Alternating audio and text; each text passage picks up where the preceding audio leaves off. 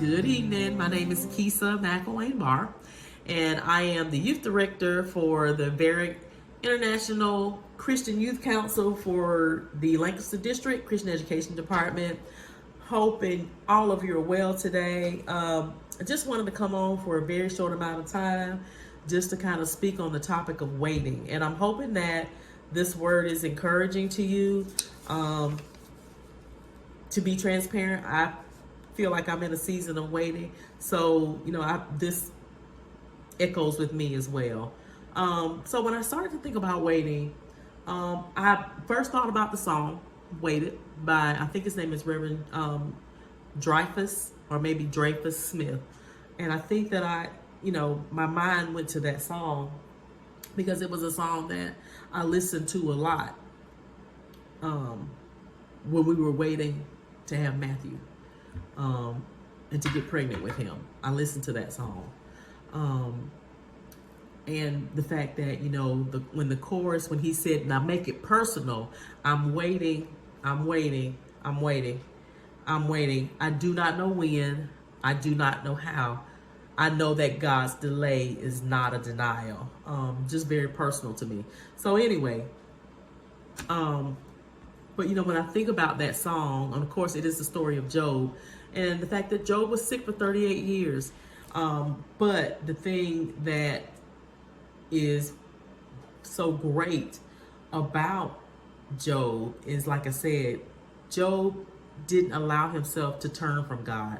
He just believed that God would make, and maybe this is not the best way to say it, but it's the best way I can come up with right now as I'm speaking, that God told him that he was going to do something and that God would follow through.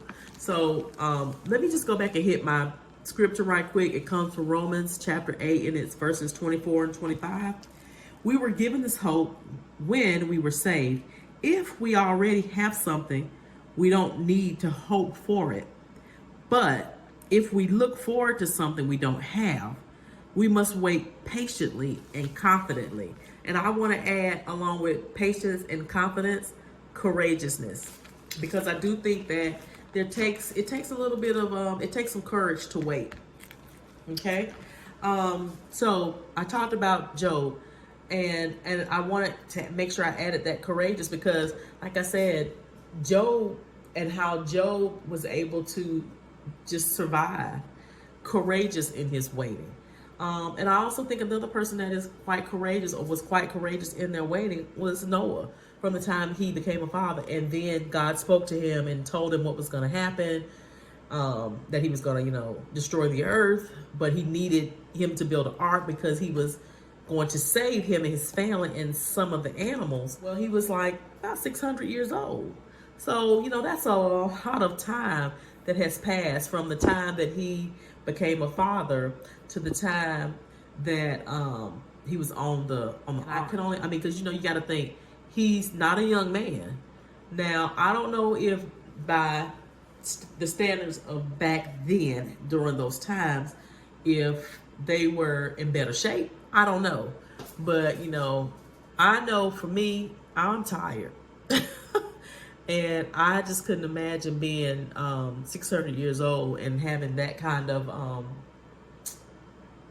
responsibility, being asked to not only keep myself alive, but, and I know you may say, well, it's not that he was being asked, he was being blessed. Yes, he was being blessed, but still, I would think that it would be taxing to him because even though they're in the ark, he doesn't know what's going to happen.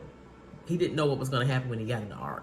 So I just want to encourage you and, just say to you that for those of us who are in our season of wait, we have to remember that we have to be patient and wait.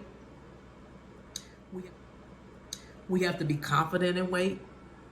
And in that confidence, there's a courageousness that goes with waiting.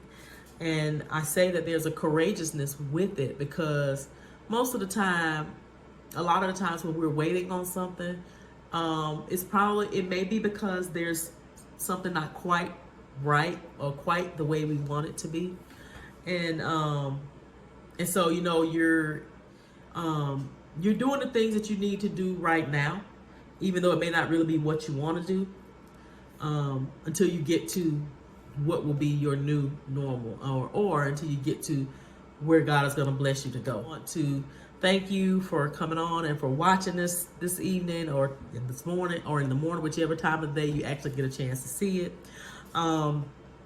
And again, like I said, I'm just being transparent. It's where I am right now, and so I'm just hoping that it blesses, that this word and the information blesses you, and it just kind of helps you to think about Noah in a little bit of a different light in terms of the numbers and the waiting for him. Because, like I said, I do think that we got to take note of how old he was, and the time frame, and how long it took as far as the flooding was concerned, and then waiting for the waters to recede so that they can actually get out of the ark. So again, blessings to all of you.